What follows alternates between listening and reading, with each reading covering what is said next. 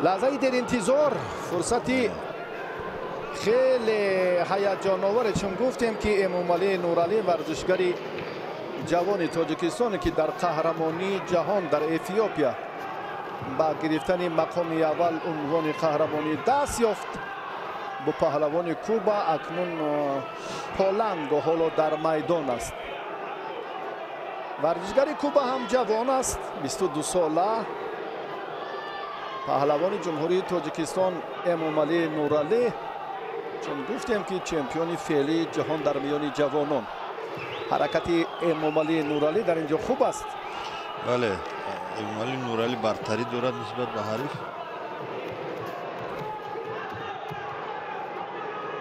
ولی پهلوانی کوبا هم از حالت فیزیکی خوب است. در چمپیونات این قطعه پان امریکن اپریل 2021 این چهره در مرحله نهایی ناکام شد، جای دوم را گرفت. دستاوردهایش خیلی خوبند در همان قطعه خود. و ورزشگری ما 20 سال دارد، قهرمانی جهان میان جوانان و در شهر تاشکند میان جوانان هم در جام آسیا اپریل سال کنونی صاحب مدال برنجی شده بود. در کارنامه‌اش 2 دستاورد ارزنده دارد. جوان است، در پیش، همه در پیش. فاروق صابر هیجان بیشتر فراگیرش است. فکر میکنم خوب اولگان اشتباه هم نکرده است و بسیار دقیقانه گوشین میگیرن هر دو. امامعلی پیشتر میشد، نزدیکتر. دستی رقیب رو اینجا برکشیدن در همون حالتی که حرکت یا همون چی گفتن اون که حلوکی که شروع کرد برابر این دست رو میکشید، اندکی برای تغییر دادن موازنت رقیب زمینه به وجود می آمد. حرکتش خوبتر است نسبت به حریف. 3 کوشش کرد میشه. الکای معذرت از بیننده عزیز.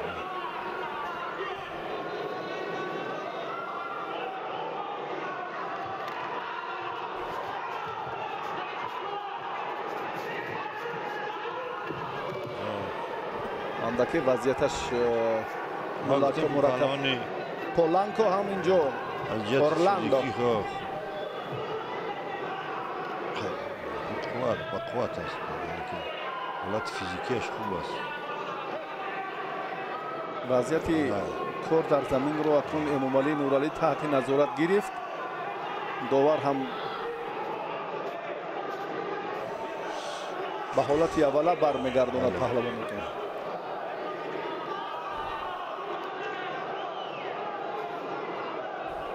چی کار را انجام دهد که به نفع ورزشگر تاجیکستان می شود از نظر شما همچون متخصص؟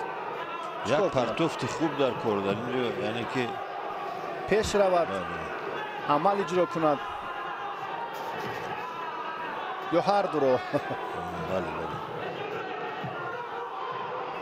ولی ایستادگری خوب کرده ایستاده است، لیکن چرا به پهلوان چی نمیرسد؟ پرتوف. بله، پرتوف.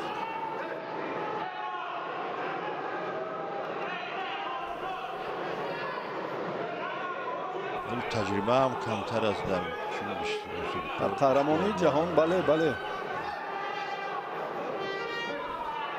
از میان جوانان با پیرهی بزرگسالان قدم نهادنش خیلی اینجا سخن یلاهیده فرق زیاد دارند. بله، در اینجا سین و سال، در اینجا حالت فیزیکی، تجربه همه به حساب گرفته میشه. ولی خوب برتری دارد نسبت به حریف. حمله های زیاد شدن، این کوشش هایش که بیشتر شدن اینجا پسیوی رقیب رو نشان میدهد.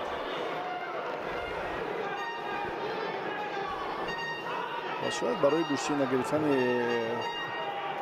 پولند که علاقه باز هم داور چاره‌جویی کنه. امام علی باید این را اکنون حسیاتی خوب هم دارد، یعنی که از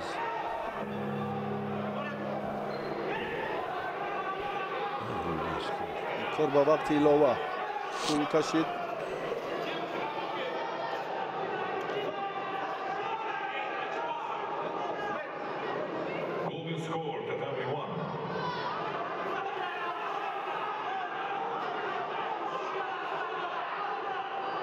در قهرمانی جهان چی گونه که دیدیم هر یک 5 سبقتی اولی دایر کرد. هر یک آزمایش از دیگرش با کلی فرق میکرد. لیکن در قهرمانی جهان اینجا اکنون باز چون گفتید کلانسولان است، این مردان هستند در اینجا. اکنون با نماینده کوبا شیدو دادند چون که حرکت های پهلوانی ما زیادتر شد.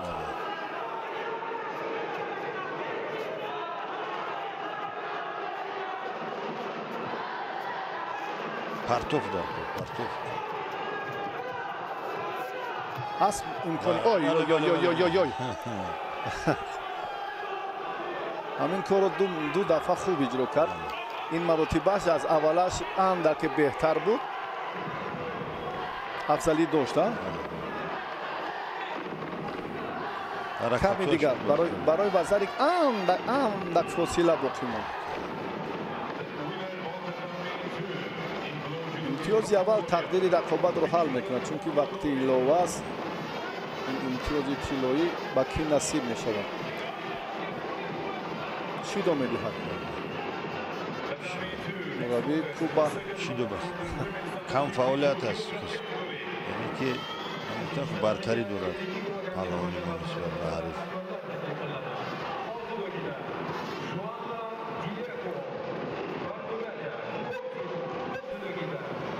پیش رود چی؟ بگید اما ترتیب قپیدن خوب است اما پیش نمیگذارد، رقیب نمیگذارد که پیش رود. رقیبم حرکت میکند که پرتوف کند، حرکت میکند که نافتد. هر دو هم باید مقصد اینجا اومدن. باز همین حالت همون اصولی سه باره که پهلوان ما هم منظور کرد اما این حرکت نبود. من فکر میکنم نه فاروق هم خیلی زحمت کشیده است برای شغلش، خیلی حرکت های زیاد دارد. مربی جوان و موفق. زحمت میکشد زیاد. بله، همه موفقیت ها از زحمت ها با وجود می آیند.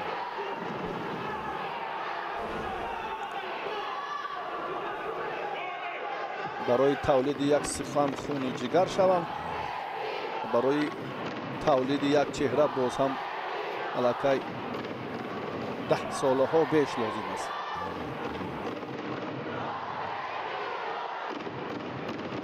اگر بخت آمد کند و شیدودی هم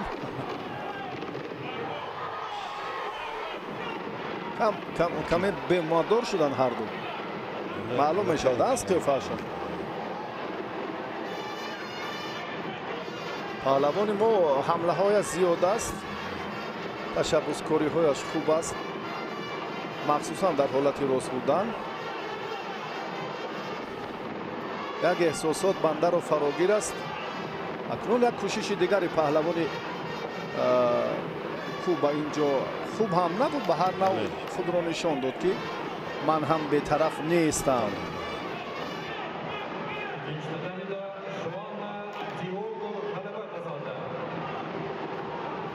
اون چیزی فاروق میخواهد حالا در قیافه امام علی نمیبینیم. کمی مشکلش افتاد. باکی نیست، حالا باز وقت در پیش وزاری پرتوف شد وزاری. احساساتی خیلی لااقل تبسم کند. وزاری بسیار هم فرصت مناسب را دریافت. چی داور شبهه دارد؟ نه 100%. من هم چنین فکر شما رو دستگیری میکنم که کاملا وزری است. این نه به اون خاطره که پهلوانی ماست. حرکت همین نتیجه رو نشان میدهد. ثابت میسازد که این حرکت در حقیقت هم چنین است.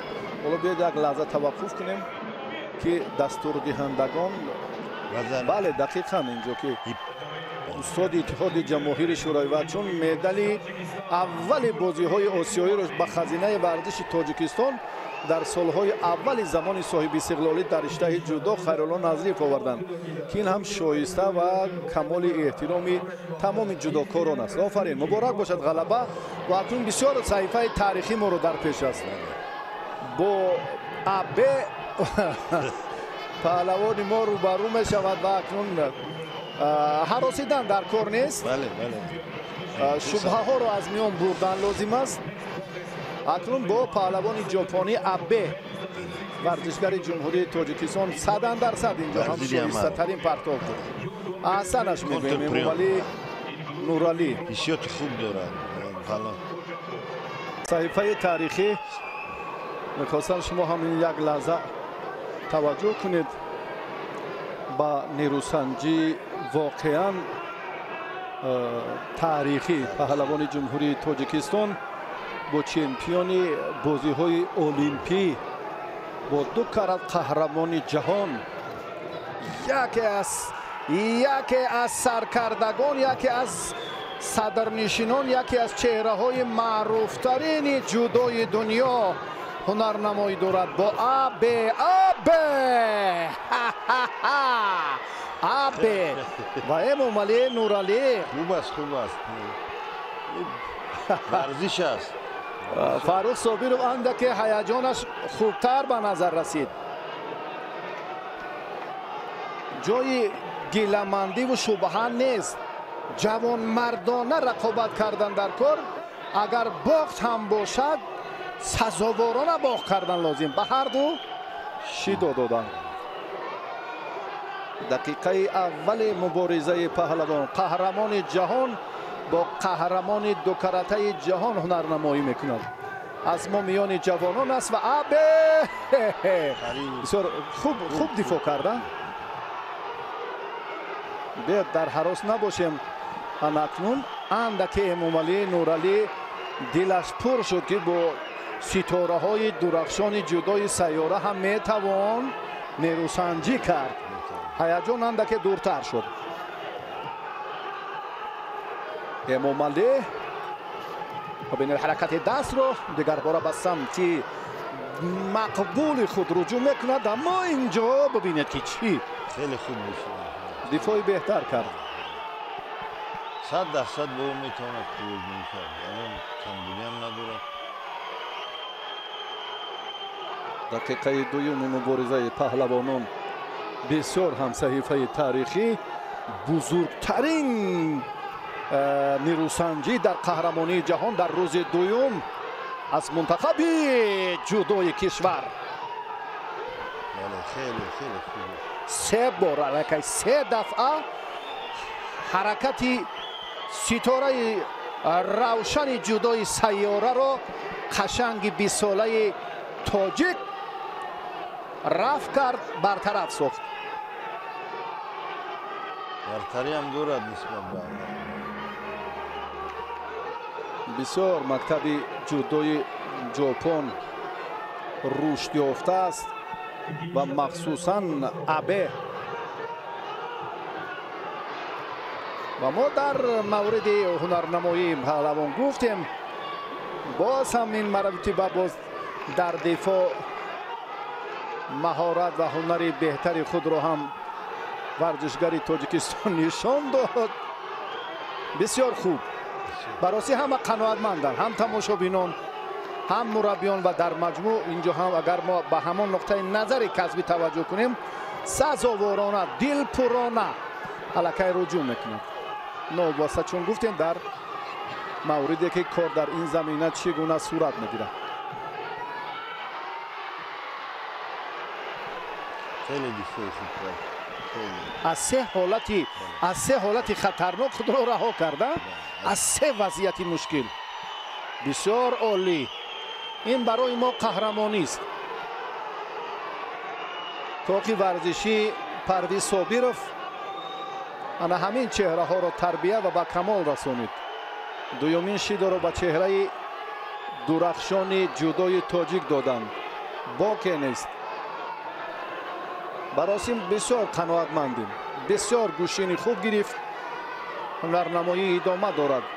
бо 2 карат қаҳрамони ҷаҳон, чемпиони бозиҳои олимпӣ Токио, 10 карат қаҳрамони мусобиқоти Гранд Слам, 10 медали тилло дар Гранд Слам дорад. бузургтарин дастовардҳоро ин паҳлавон моли худ кардааст ва имрӯз ҳам мебинем ки ҷавонтарин варзишгари тоҷик дар муқобили ин чеҳраи саршинос воқеан сазоворона гӯштин мегирад. варзиши тоҷикро, ҷудои меҳанро бо як итминону иродаи қавӣ ҷавони 20 солаи тоҷик дифоъ мекунад. аҳсанаш мегӯем. панҷаҳои абе ба фикр мекунам ки дидед барояш рафтид. назди духтури мусобиқот меравад. дақиқаи охирини рақобат бо чемпиони бозиҳои олимпӣ, бо як тан аз чеҳраи маъруфу намоёну мӯътабари ҷудои дунё. таваҷҷӯҳ мекунем ба омор нишон дод, натоиҷе ки боз ҳам моро инҷо дар ихтиёр аст. 93 рақобати сатҳи бошукӯҳро ин паҳлавон анҷом додааст. 41 сабқаташ тавассути ҳамон имтиёзи ипон ба даст омадааст. ва инҷо боз ҳам фисад дар маҷмӯъ корномаи ин чеҳраи шинохта дигарбора манзур мегардад. чемпиони ва дар хусуси ҳам чемпиони бозиҳои олимпӣ соли кунунӣ дар Венгрия ҳам Гранд Слам медали тилло, дар Анталия ҳам апрели 2021 соҳиби медали тилло, дар Дюссельдорф соли 2020 ҳам ҷоизаи тилло. ҳамаи он натоиҷе гуфтем 10 карат ғолиби мусобиқоти тоскулоҳи бузург, чемпиони бозиҳои олимпӣ, 2 карат қаҳрамони ҷаҳон. воқеан ҳам мураббиаш ва имрӯз аз ин чеҳраҳо, аз ин нафарони намоёну мӯътабар имтиёз ситонидан не, ҳатто баробар муқовимат кардан, ман фикр мекунам ифтихор аст.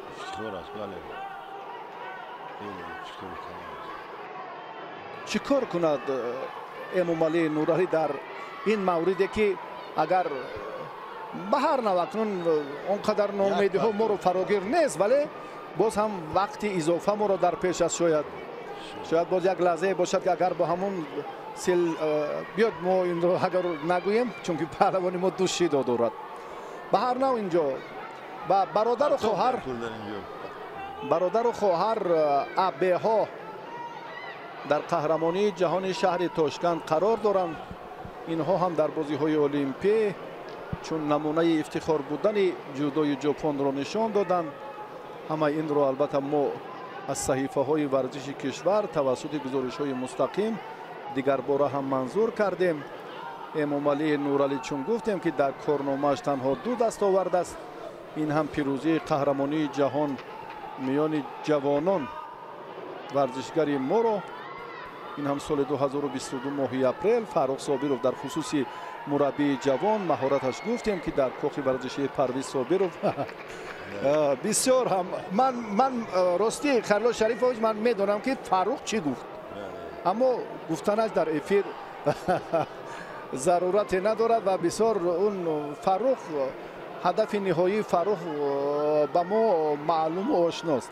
бошад, ҳар чӣ мегӯяд, ҳар чӣ мехонад ба хотири ҳамон таскини дил аст ки инҷо ҳам шарофати истиқлолияти комили давлатӣ ки мо ба ин мақомҳо, ба ин мартабаҳо расидем дар бозиҳои олимпӣ. шумо ки чун иштирокчии аввалин дар Атланта будед, медали биринҷии чемпионати Осиё, бозиҳои осиёии Хиросима و اکنون این صحیفه هایی که هستن همه این شکر از همون سیاستی ورزش پرورانه سرور معظم ملت. توجه میکنیم اکنون با وقتی باقی مانده آی آی آی آی آی آی آی بسیار هم اندکی اوسیب دید. بعد این حالتی که ما میبینیم ببینید به همین نگاه نکرده، با این قدر وزنی و مشکلی در مقابل یک شخص معتبر و نمایان ایستادگی کردن، همه این هم به خاطر پرافشانی پرچم است، به خاطر شرف ورزش کشور. این وزری نبود فکر میکنم. با وقت ایلوه توجه میکنیم معالجهش کردند، آسیب دیده است. این لحظه ها رو چون میبینیم اما عقب نشینی ندارد، اما جرأتش، متانت و مهارتش باز هم بالاتر و والاتر می شود. نورعلی پدر این کس هم در ناحیه رودکی سالهای 1990 آی آی آی آی وزری از این حالت، از این ورطه رها یافتنش خیلی گرانتر بود. داور هم شبهه دارد، میتواند با اورنج تکیه همون دستی پهلوانی ما یک بار دیگر مراغ ظاهر کنیم. بیایید ببینیم. بسیار خطر نیست. خوشبختانه در وقت اضافه هم ستاره معروف و درخشان جودوی سیاره از پهلوان 20 ساله تاجیک امتیاز نمیگیرد.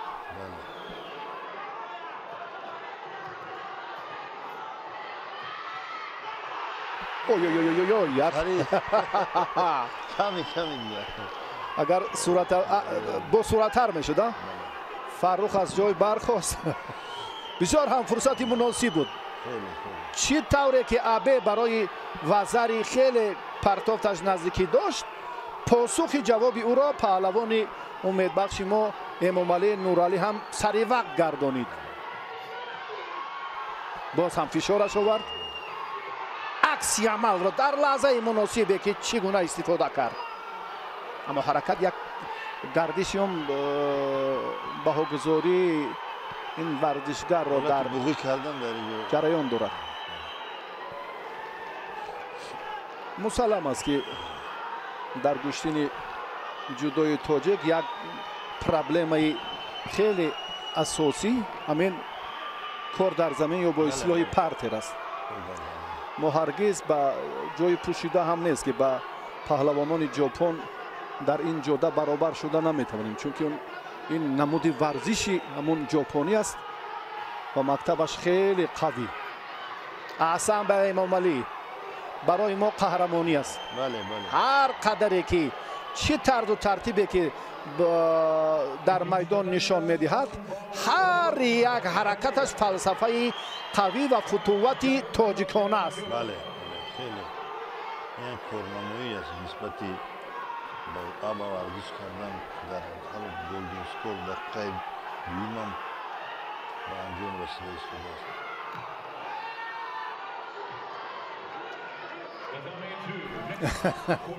دقیقه دوم وقت اضافه برای امتیاز طلایی تلاش جریان دارد.